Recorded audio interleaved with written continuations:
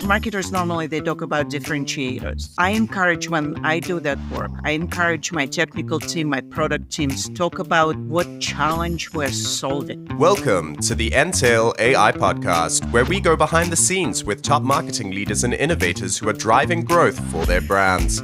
In today's episode, we have the pleasure of hosting Eugina Jordan, a 3-time award-winning author and CMO to Watch 2024. Eugina has a vast array of experience from which to draw to get you on your path to marketing success. Let's dive into Eugina's insights for go-to-market strategies in the world of telecom.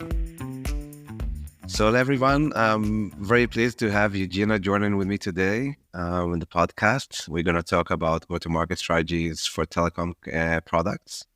Before we start, Eugina, do you want to take a moment to tell us a little bit about yourself, your background?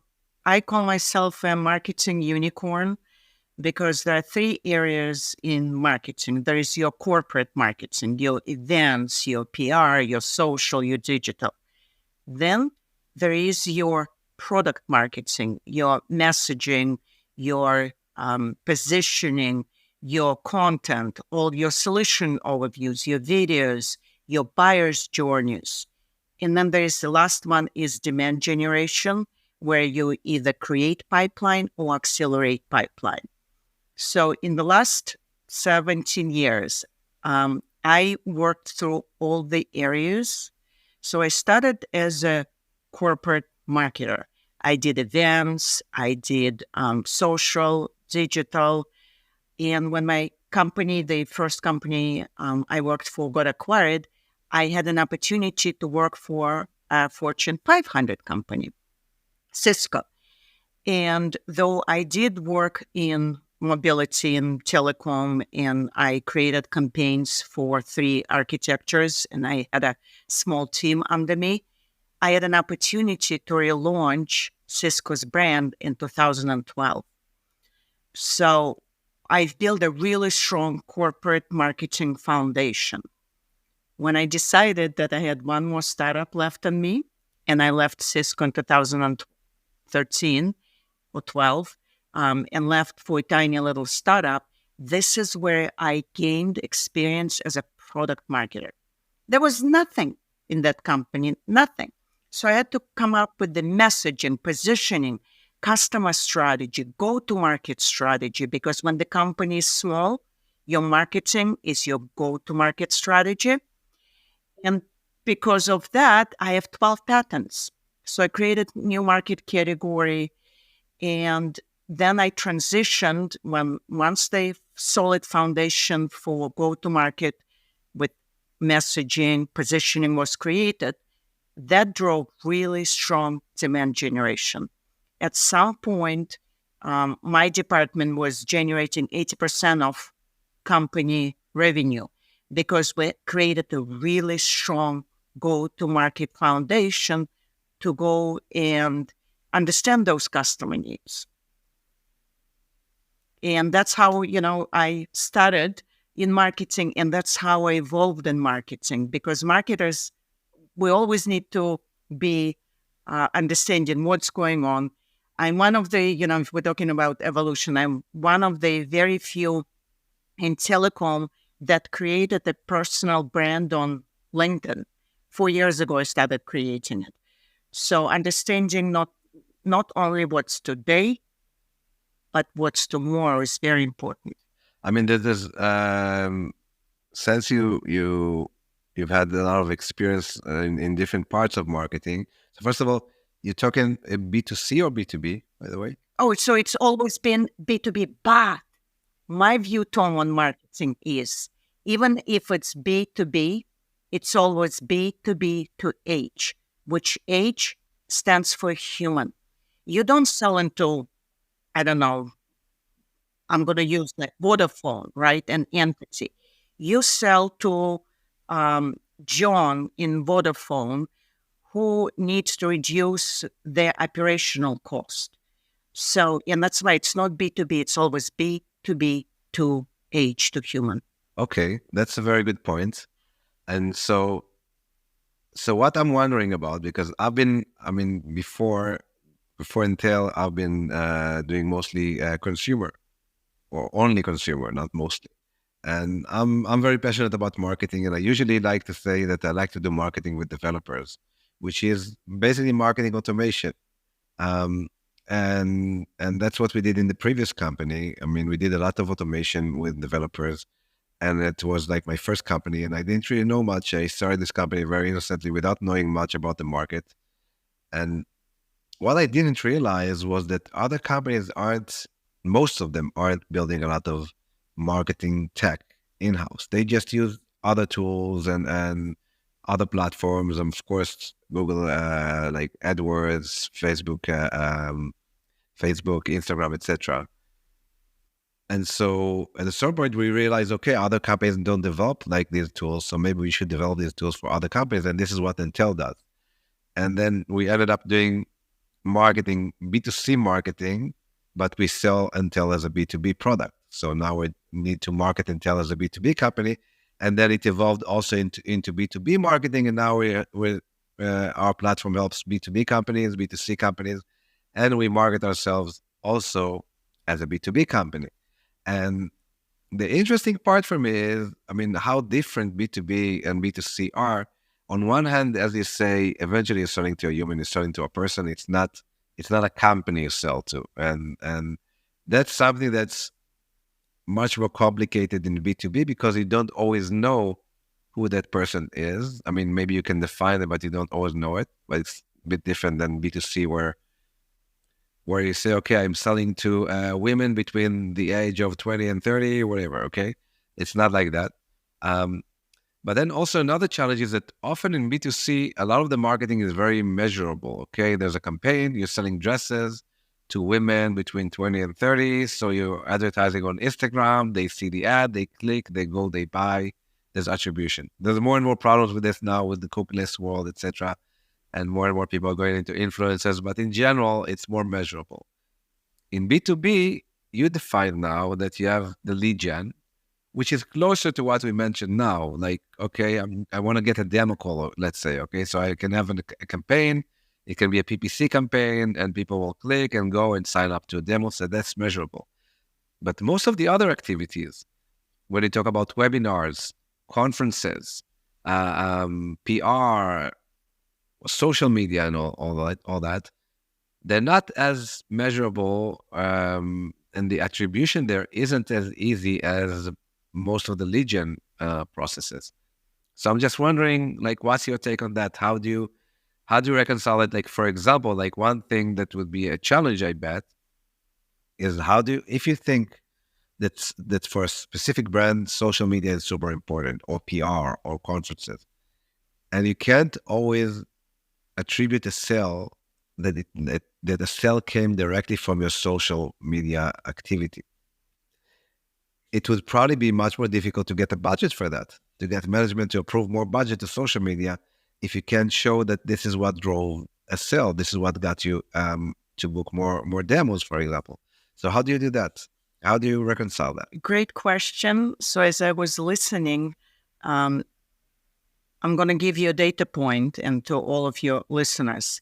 In telecom, any sales cycle is between 2 years and 5 years. So you build those journeys, your buyer's journeys, and the touch points throughout those 2 to 5 years. So it's a 5-year long process. And you're absolutely right. Email marketing, social media marketing, digital marketing, webinars, they could be used for different goals. For example, social media, obviously for visibility and connection. Webinars for education, because the evaluation process in telecom takes years. So they need to understand what's out there for a new innovative solution. That starts with the webinar. Then, after that webinar, they might reach to their sales rep or on the company website and ask for a demonstration. After that initial meeting or demonstration, then there is an in-person meeting, and then a workshop and discussions. And then that all leads to a lab trial once you identify the requirements for the lab trial.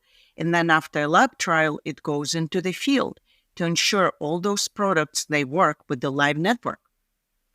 And that process, lab trial could last a year and a field trial could last a year.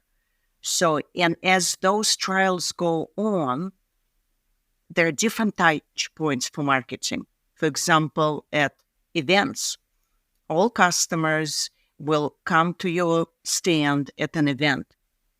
Salespeople and technical experts will discuss additional opportunities or what are the new features and the solution that they already trialing in the lab or in the field.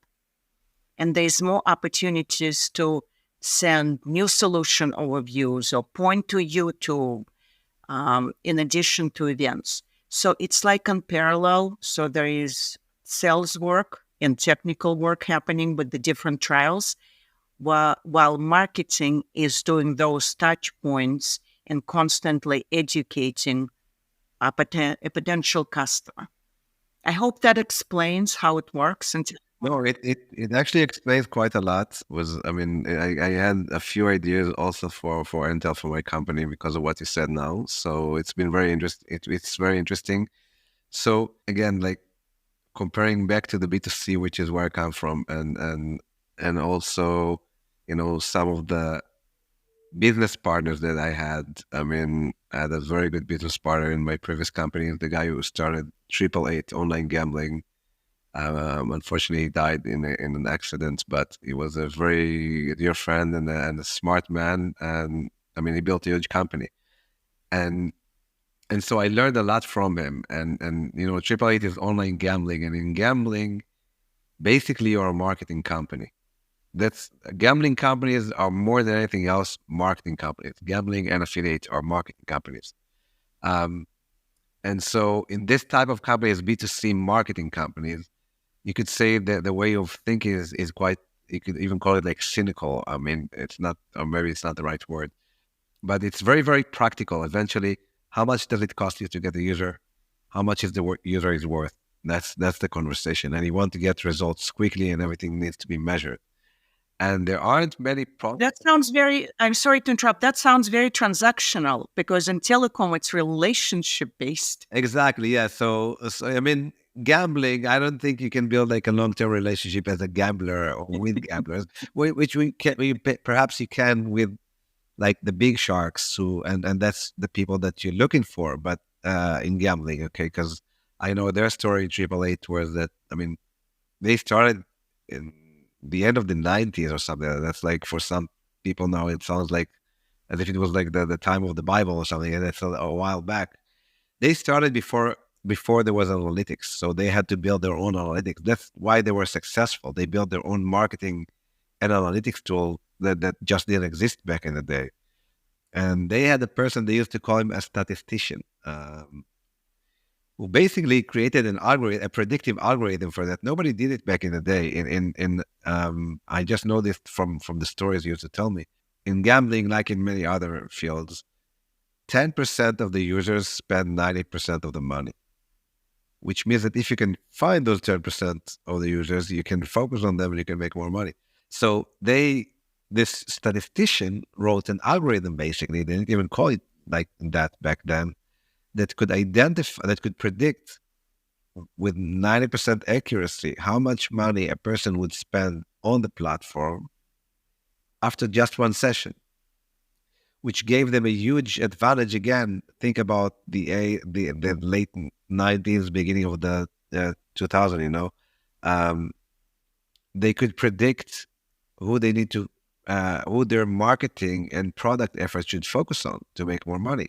It gave them a huge advantage. Now it seems like, okay, yeah, we basically, probably there's like platforms that help you do that. All that. Back in the day, they had nothing. Okay, there was no Google Analytics even. Okay, so it gave them a lot of advantage. But my point was that like the approach that I learned from there is like, okay, it's not a relationship. It's like, let's get users now. And you're saying, wait, telecom deals are probably like quite large. if you're willing to work a few years for them. And if you want to, it's like almost like getting married, you need to go and maybe you need to, like today you have like dating apps, but back in the day, maybe you need to get acquainted, then you need to start a conversation, and then you need to go on a date, and you need to date for a while. So it takes time, and probably throughout this time, which I guess the young generation doesn't have it now, but throughout this time, you have to behave in a specific way, so the person will still like you. So, like what you're saying is that, and that's like the approach that's missing in this like very almost like I said, almost cynical B2C approach, like B2C approach is like you have to build trust. You have to, I mean, you have to create awareness. You have to create trust. You have to educate. All these things cannot really be measured. I mean, or they cannot be directly measured, but you must have them if you want to sell a product that's more complicated to understand. It's not a so I think this applies where the product is not like a straightforward product. Okay, I'm going to buy a new lipstick. I'm going to buy a new pair of glasses, right?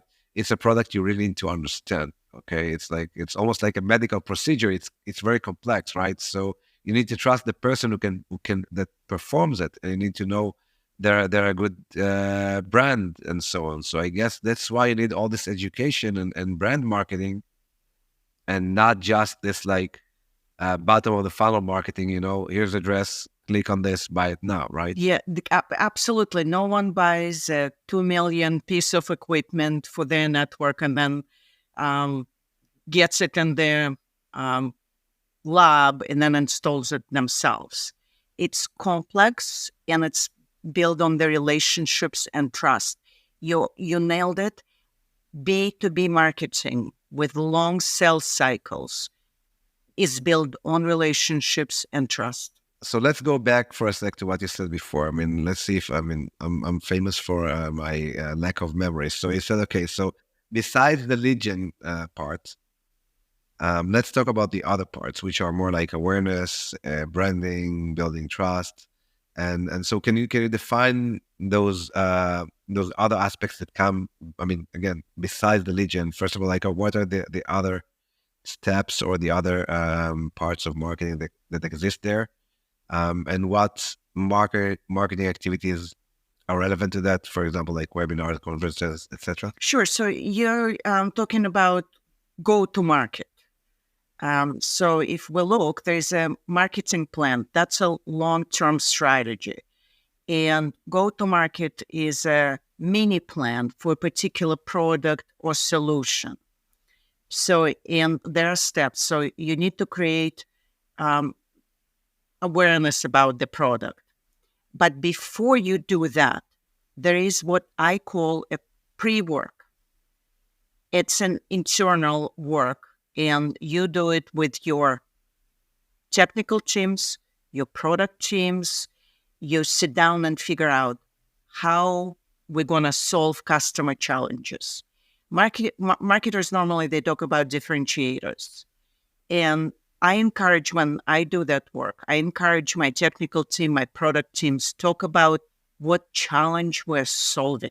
And that becomes your differentiator. So it's a little bit different approach. So you do that pre-work internally. Then you go to customers and you do similar work with them. If we were to introduce this product or these features, will it help you? And you listen. As a marketer, you sit down and you listen. And then you bring it back again internally and you discuss, and then you come up with the value proposition, unique value proposition, the UVP, that will resonate with your audiences. And that's how you build your campaigns. Channels are important. You want to know where the watering holes are. Everyone is on LinkedIn. Everyone is receiving the industry newsletter from industry pubs. Everyone goes to events. And everyone attends webinars. When I work on go-to-market, I go a little bit deeper.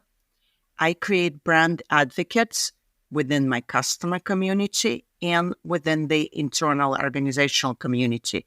Key salespeople, key product people, customer-facing people, you provide them with the tools. So instead of using just those traditional channels, you provide tools, email, templates, social media, copy post. So those key brand advocates, internal and external, they can engage with your audiences. And of course, you measure. You measure what you're doing in the main funnel through those activities, webinars, events, solution materials, downloads, video downloads. And then you measure also how your potential prospects engage with your brand advocates. And then you to take it through awareness to other stages of your marketing funnel. But it's very similar. Planning, listening to your customers, and engaging with the right advocates and measuring. So 4 key steps. Scaling your content marketing and SEO efforts can be difficult. If you're looking for a partner to help you succeed, Entail AI has the right tools to help you achieve your marketing goals. Find out more at the link in our bio or go to entail.ai to check out our range of solutions. Okay, that's I have a lot of follow-up questions. We won't have enough time, but so let's talk about brand advocates for a second, because that's also very interesting. So how do you select brand advocates? I mean, if it's from within the company, I get it, okay. But what type of advocates are, I mean, probably customers, maybe other people. So how do you find them? I mean, how do you select them? How do you, I mean, I do understand that you provide them with the materials. Okay, that makes sense. I know if like the copy or the, I mean, even to the level of the copy, but for sure, one pages or images or videos or whatever they can use, like marketing collateral. But how do you kind of like activate them? You want to have your own agents. You want them to so-called work for you. So how do you do that? I love it. I love it. Your own agents, right? Secret agents. So it's again, relationship and trust.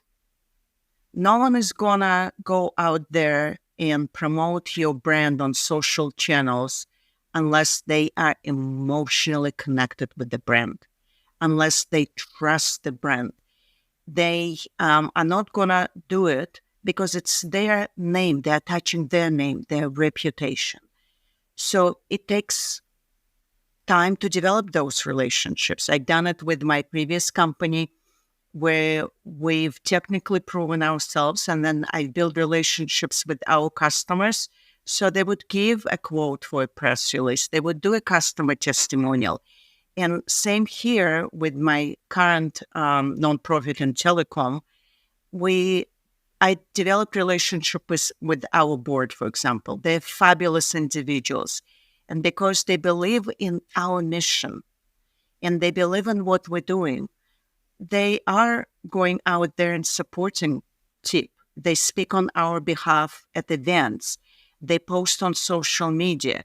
But again, I just need to understand that. So you have a customer that you've been probably working with for a while. I mean, if it took them like 2 to 5 years to sign up, so you know them for a while, they've been working with you, they've been a customer for a while, you built a solid relationship with them, and now they'll just go on social media and publish something on your behalf. So do you ask them to do that?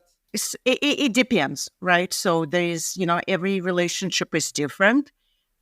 Sometimes you ask because there are policies, there are approval policies for them to post something, but sometimes they just post. So once the relationship is there and they're happy with the product, of course they're going to go and shout from the rooftops or social media platforms about it. So you're absolutely correct. But you often probably need to kind of like incentivize them or even like give them a little push to do it. It's all relationship based and it's not a quick fix. And that's what's sometimes missing in B2B marketing, that marketers like me, they don't build relationships with the customer. It's always through the salesperson. And I would encourage marketers out there, go and get to know your customers. Get on Zoom calls. Find out who they are, how many dogs they have. I, for example, have 3 dogs. Who their children are, if they have grandchildren, or, So just get to know them as people. It's not transactional in telecom.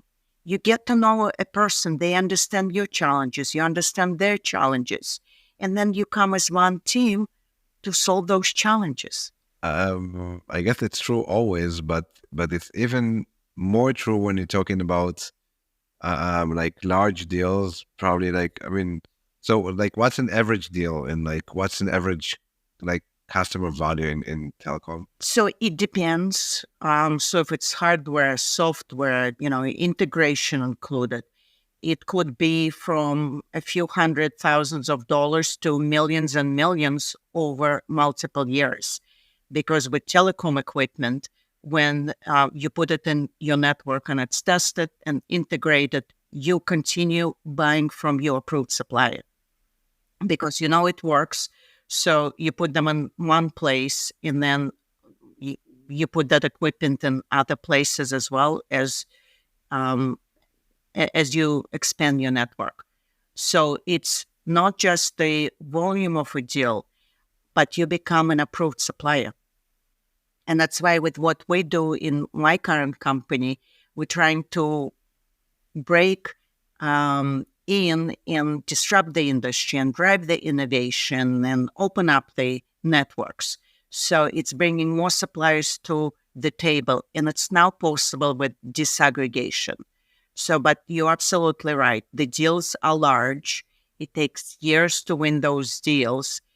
And once you win those deals, you can go in different territories. So it's a long for a marketer, it's a long-term relationship. So you will engage with that customer for many, many, many years or maybe decades to come. Okay, and that's probably also one of the reasons why you need to build such relationship and you need to know how many dogs they have and maybe the dogs' names and all that. Um, so it is like that. It's very important because again, I mean, I started Intel as a kind of like I told you, like B2C. Then we said, okay, let's make a platform out of it. Then it turned into B2B. I never had any formal education about that, and I don't like formal education. Also, we just mentioned what's happening in campuses now, so I feel like I've been right not to go to college, but um, So you're talking to a self-taught marketer, one of the best, self-taught yourself. Yeah. So it's I believe if you want it, or if you want something you can achieve on your own as well, you can self-teach yourself. yeah, Absolutely. you probably can't be a surgeon if you want to self teach yourself, but in many other professions where it's not like your life at risk or involved, you can learn a lot, and I've been learning a lot also from like this podcast, like interviewing people, and like what I'm also learning now, I can attest also from my own experience. I mean, I didn't think about it like that, but because we're a platform and we have large customers, and usually if a customer starts working with you, they start relying on you and trusting you, and if they have a healthy business and they're growing, they're gonna want more things from you.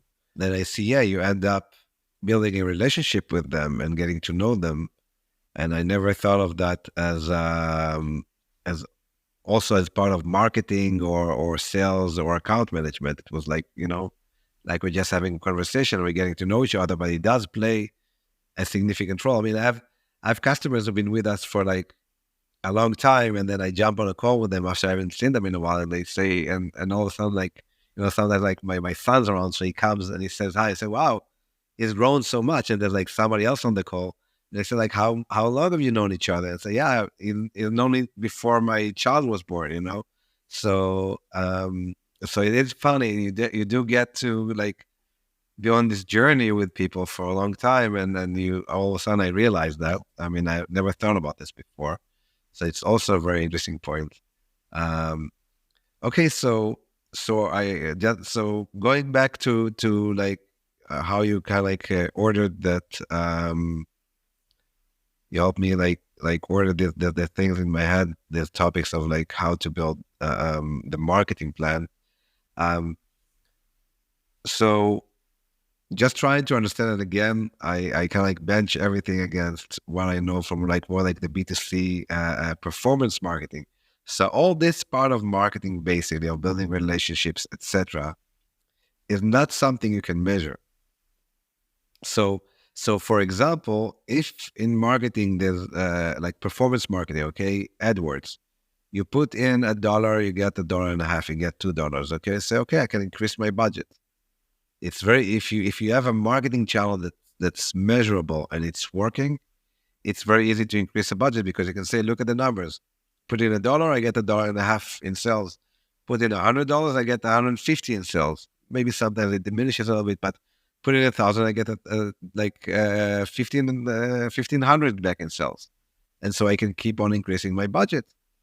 And so how do you justify marketing budget for an activity that you can't measure as well as performance marketing? So you come out with different types of metrics. I believe everything has to be measured. So it's either the quality of your leads. Let's say you did a webinar. What is the quality of the leads? Was it majority mobile operators or cable operators, depending on the solution you sell? How many downloads? The visibility. If your salesperson goes to the meeting and they say, oh yeah, we saw a blog from your company, we saw a post. So you measure in a similar way, knowing that it's a long game. So if you look at all the steps in the customer journey, you measure how they enter the website. Did they enter it through the PR or the social post? What pages they went on to learn about the solution? Did they end up registering for a webinar? Did they download a collateral? This is all trackable. Same with events.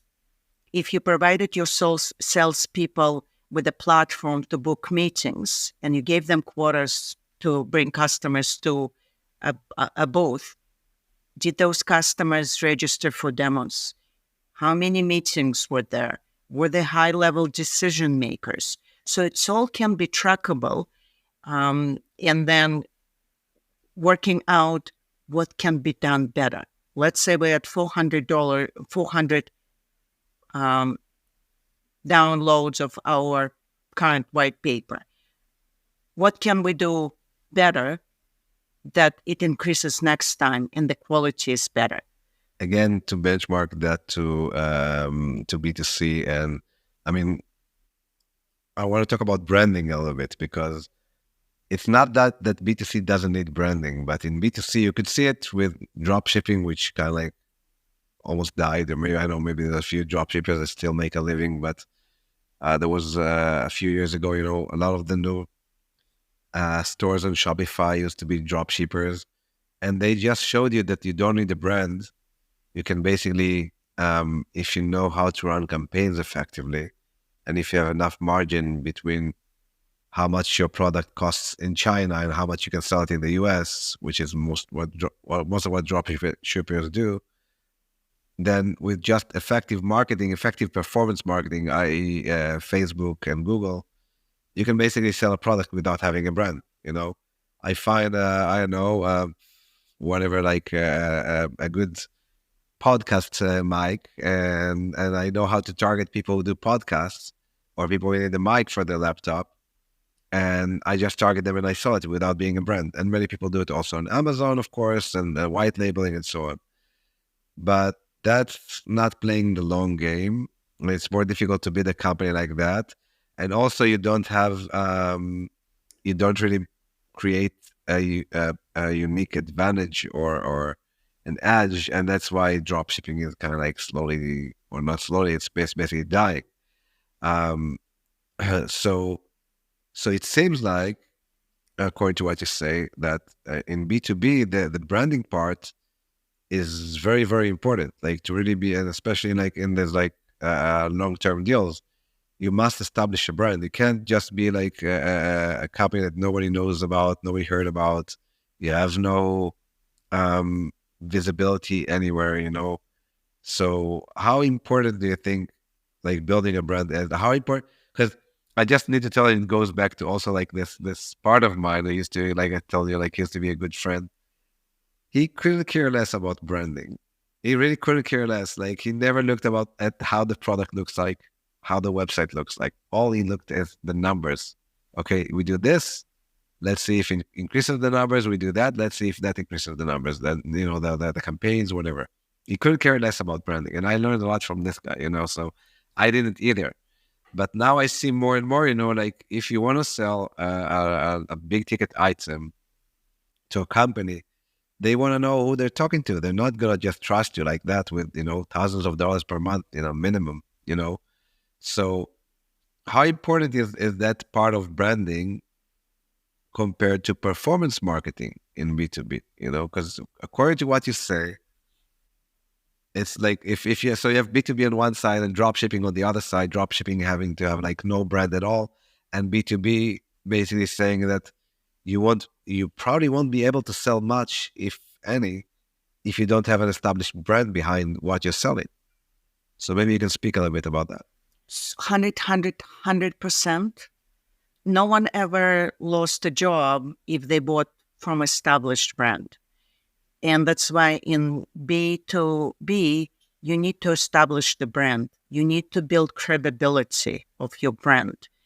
You need to build that trust with customers because they put not only companies' funding on the line when they buy your products, but they also put their reputation and their job on the line. And that's very, very important to understand.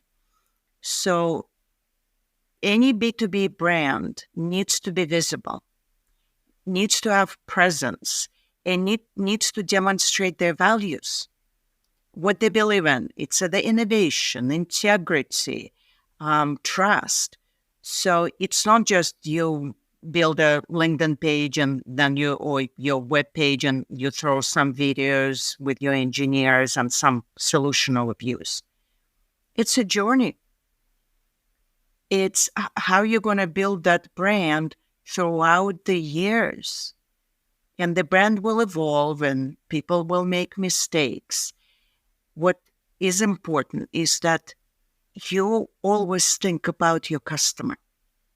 So if your customers are happy, if they trust you, then they will buy from you. And then the issue becomes is how you're going to keep them happy, make sure that solutions are working and so on. But it all comes down to having a brand with integrity that thinks about not just to make a quick buck, like you were saying, but supporting its customers. If they need education, you educate them.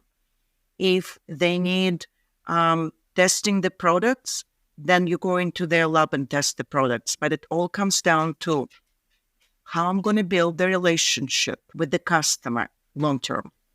I'm going to take a lot of things from this call and apply them.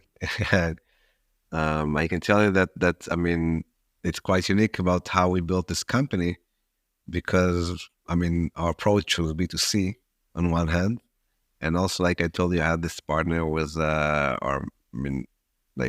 main investor and shareholder. He was a wealthy man, so he could invest a lot. And but it was a partner. He was a partner. Like he even wrote code. He was like very, very involved. He enjoyed it, and we learned a lot from him. And then like when after he died, and I mean, we started this company. I said like I'm never gonna find an investor like that.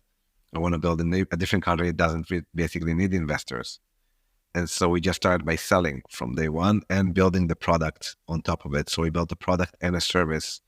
And the more we move forward, we have more and more products and we develop all the time like new services and then we productize them. So it's a bit different than how most companies operate.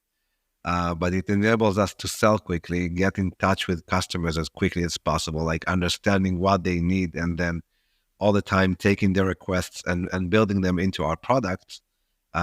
Where we fail, what we need to improve is, and it can be super easy for us because of what we do and because of the high involvement that we have with customers, we need to turn all those like requests and conversations, we need to turn them into educational content and informational content that we create and share because I mean, we deal with content creation, SEO, social media, for B2C and B2B brands. We see a lot of companies and we're quite advanced in how we do that. I think we're very innovative in the way we treat content for brands and how we develop it.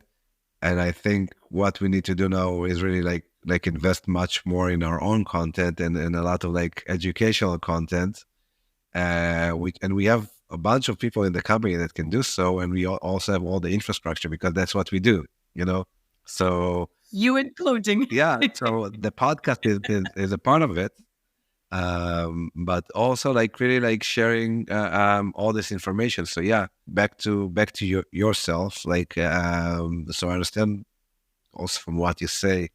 I understand your expertise, and so what do you do today? You said you were in Cisco, you were in startups. Today, you advise more, or do you work in a specific company? So I'm the CMO for TIP, Telecom Info Project, which is a nonprofit in telecom. And I also advise different companies in telecom as well. Plus, I also wrote a book, leadership book, Unlimited. And as a part of the work that I do for telecom industry, my goal is to bring more diverse voices, females to the table, into the C-suite with me in telecom, because there's only 12% of us in the C-suite in telecom. So thank you very much for having me on this podcast and allowing me to share my journey and my story, and allowing me to share my best practices and also share my passion, which is my book. Okay, yeah, thank you very much. Like I say, it's been very interesting, and you really got like my wheels spinning. There's a lot to take in. So yeah, it's been great having you, and hopefully maybe we can like do this again. Absolutely. Thank you. Thank you for listening to the Entail AI podcast. Join us next time for another masterclass when we sit down with a marketing luminary to reveal their path to success.